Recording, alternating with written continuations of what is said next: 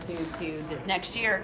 Last year, I'm really proud that we started the year in a government shutdown, and we ended the year with the government funded, not through a CR, but we funded the government. We increased some funding for really important programs like Early Head Start and Head Start by $500 million. We increased funding for Title I, which we know Title I schools, those of you who have been on the school board know the importance of Title I funding, which is really helping our economically disadvantaged schools and some other programs, including Impact Aid, which is, of course, for schools that have a lot of, yes, Andy's cheering for that. Because when you lose the tax base for either federal lands, whether they're bases or tribal lands, that is a critical piece of making it back up. And actually, interesting fact: Oklahoma has more schools that are Impact Aid schools than any other state in the nation because of the combination of bases and tribal lands because of the way that we're set up. So that's really important to help our school system. We passed the H.R. 3, which is the lower cost drug cost bill at the end of the year, really hoping that the Senate takes that up because it's just getting really bad for things like insulin and so many other things. And we're going to keep pushing on that. The last thing is last year that was significantly impactful. We did many other things, but the last year we worked on the defense authorization bill that included some important provisions on protecting housing, military housing across the country. It had been privatized, and we discovered problems with the companies that were doing the base housing that were not only here. I found out about it at a town hall when I had a family come and share their story about what was happening, and then we started digging into it and found out that we had problems across the country of them falsifying their records, saying they were doing maintenance they weren't doing.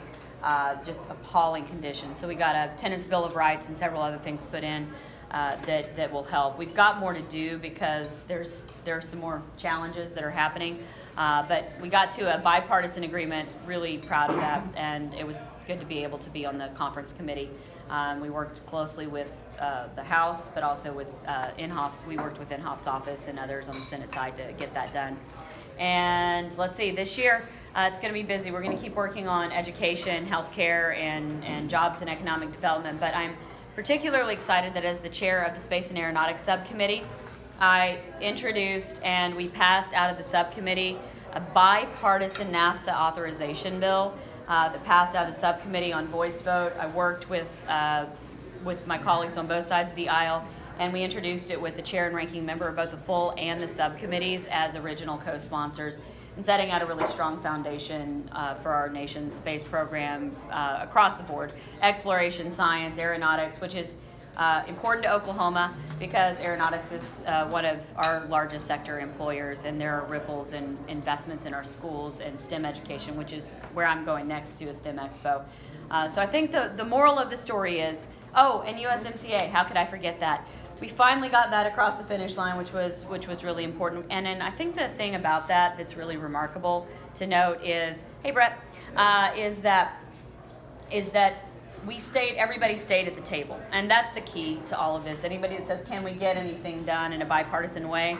The answer is yes, but everybody has to stay at the table and keep working on it, because there's a lot of places where there's overlap, but it's when we get up and walk away from the table or don't even sit down in the first place that I think it's most problematic.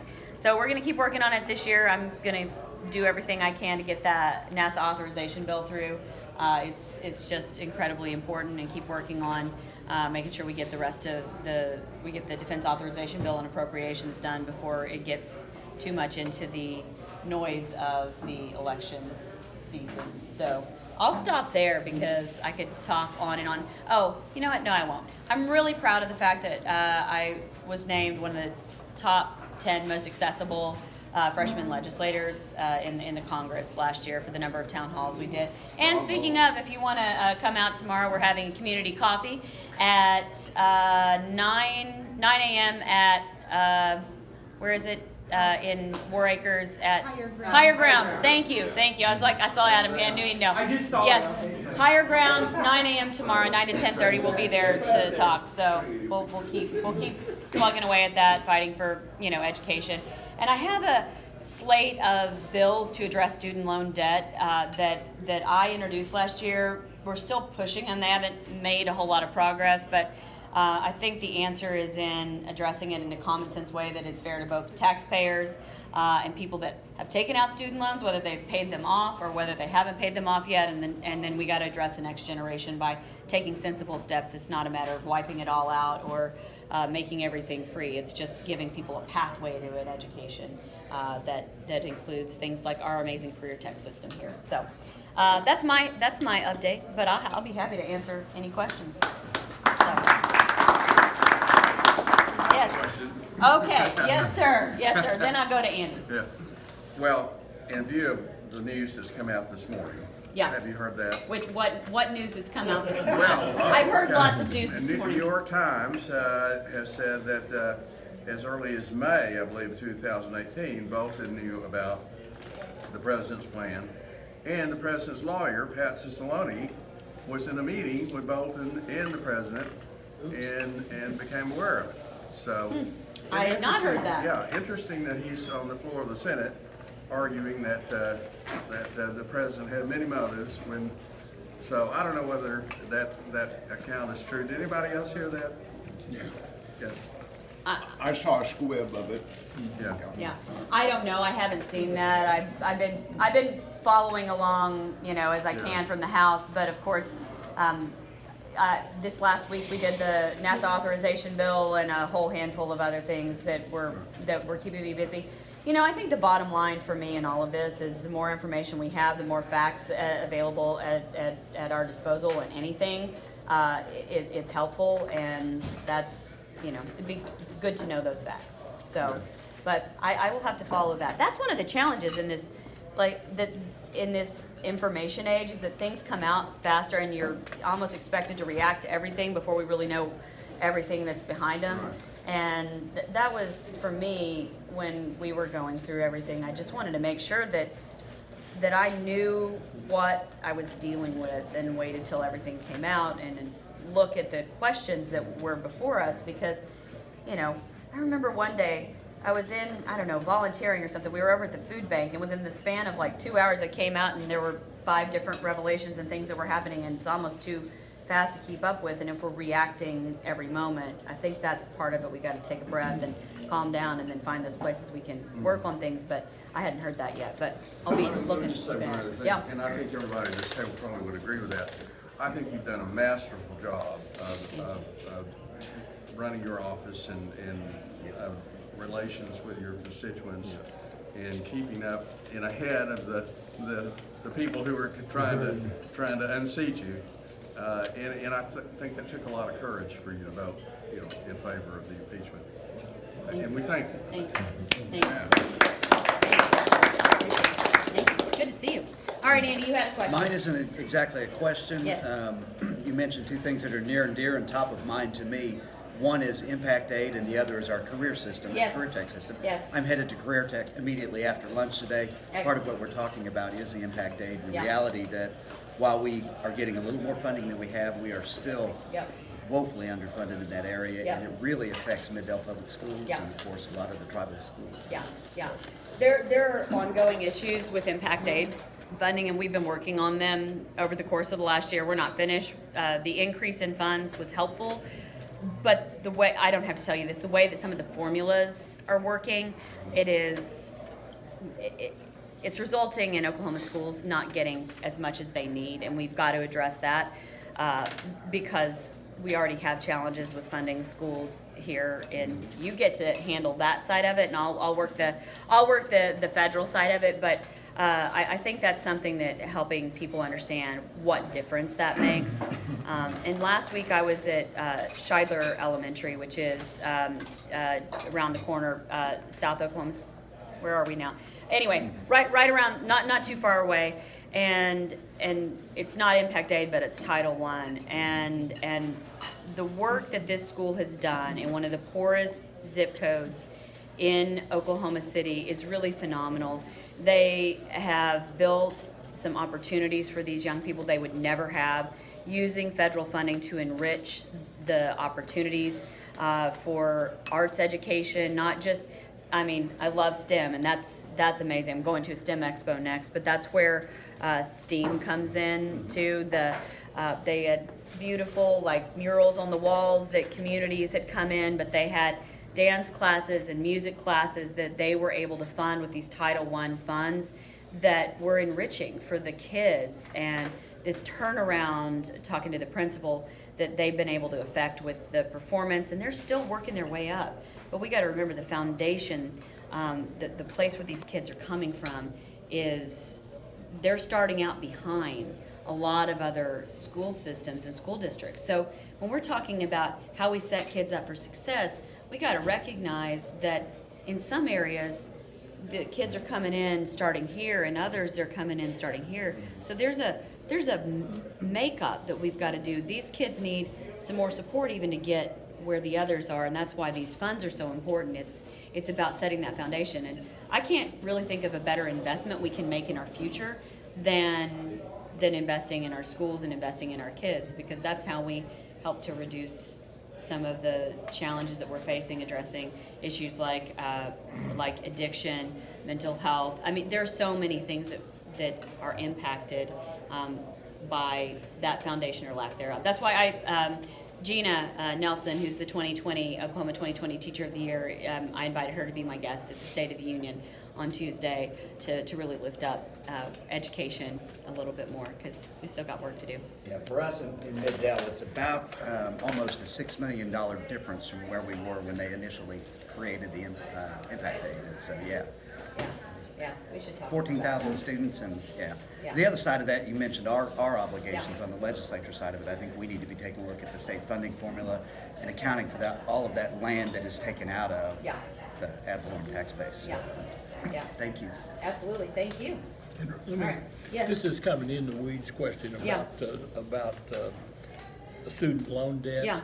But one of the things that I've never heard anybody talk about is the number of organizations that you can get in debt to. I mean, some of the schools that are being funded Mm-hmm. Yeah. through student loan debt are, I mean, Trump University probably is as good an example I can Yeah. give you. I mean, that are just Yeah. not real schools. Yes. I mean, every welder can go to a school. I mean, you can go to school to be a hypnotist or whatever and get student loan debt for it, Yeah. and they advertise on the television, Yeah. they advertise on the radio. Yeah. And I think that somebody needs to address who can be qualified to be the recipient of the money, the school qualifications. Yeah, that's an incredibly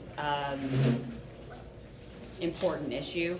We just actually, out of the House a couple weeks ago, voted to roll back a regulation that came out of this Department of Ed because of fraudulent for-profit institutions that, and here's one of the things that I find most disturbing. We're particularly targeting our veterans because of their GI Bill money and the ability to get student loans, that they were basically having them take out all of this money, lack of clarity, and then going out of business or not giving them with the degree or the training, that not ending up with the degree or the training that would get them a job. And there was a ruling under the previous Department of Education that when a school had been judged to be fraudulently holding themselves out, that anybody that had gotten student loan debt underneath that fraudulent university based on their claims, they could have their loan debt forgiven. And now the rule that was just recently enacted by DeVos in the Department of Education said that you had to individually go and request it and show fraud even after a whole school had been proven to be fraudulently getting people student loan funds. So we addressed that, and there's a few bills and pieces of legislation that we're working on to go back and address that, because it's addressing the thresholds for our veterans, addressing disclosure requirements and other things. And the bills that I've introduced so far just address federal student loan debt. We've got a whole other bucket that we got to tackle on private student loans and what is happening to people with private student loans. And to me, it's an economic issue as well as an issue for individuals, because I've had so many people come to talk to me and say, I want to buy young people, probably oftentimes like late 20s, early 30s, saying I really want to buy a house, I want to start a family, but I can't because I've got too much student loan debt to my income ratio, and I can't qualify, and so we're missing out on that. And right now, interest rates on student loans are oftentimes twice what current mortgage interest rates are, and that's a perverse disincentive. Many So. times they're worse than twice. Yeah. Many times Yeah. they're like credit card rates. Yeah, exactly. So we've got to we've got to address that, and that's why I think it doesn't require wiping everything out. It's just fairness. That's one of my bills would prevent interest from accruing before somebody graduates. So basically, turning things into subsidized student loans is wait till you graduate, then accrue the interest and pay it back. The other limit student loan interest that could be charged. Just say, okay, you can't charge above this rate, tying it to the 10-year bond rate, so it's a long-term sustainable. It covers the cost. It allows people to, the servicers to do their work and cover their costs. But I think we get a lot fewer defaults.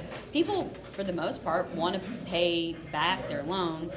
We haven't touched the whole issue of the cost of higher education, but a piece of that, to Andy's point, I'm a big fan of our career tech system. Oklahoma has one of the best career tech systems in the entire nation.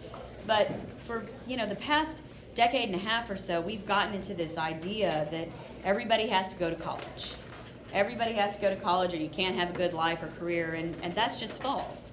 I meet with businesses every day that say we have open positions, we need these filled. They're for skilled technicians and aircraft mechanics and welders and electricians, and they require skills and training. It's not all 4-year degrees. So finding a way to equalize that, part of it's the way we talk about it, but part of it's the incentives to tell kids about their options for career tech, for community colleges, for all of those things, and what they can do. So I think that Trent's about to drag me out the door momentarily. You got time for maybe one more question? Yeah. Thank you. Oh yeah, we'll grab it. We'll grab it to go. So I'm going to be out of the way in a minute if you want to sit here.